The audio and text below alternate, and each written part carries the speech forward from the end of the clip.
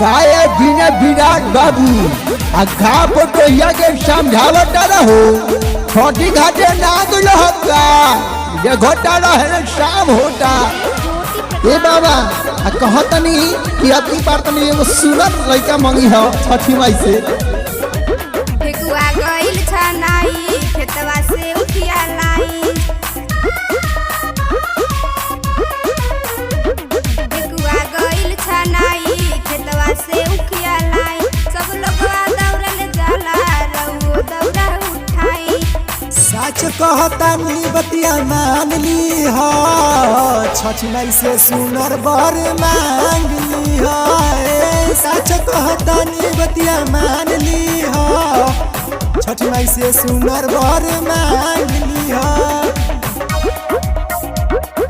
मांग ली हो मांग ली हो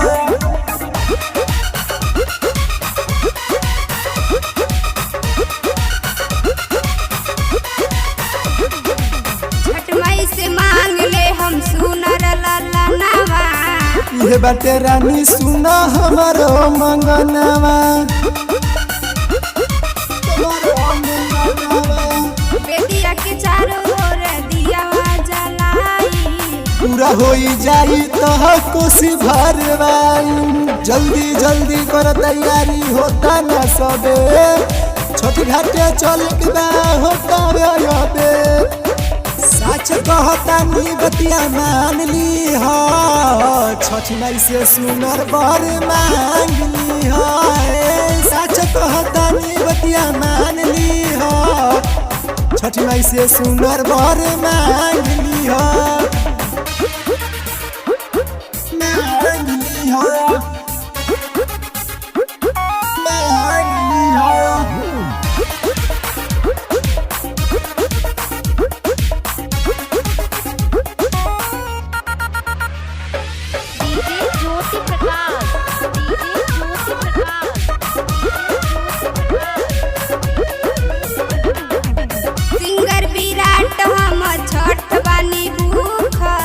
जानतनी ममता तोहर मुँह बाटे सूखल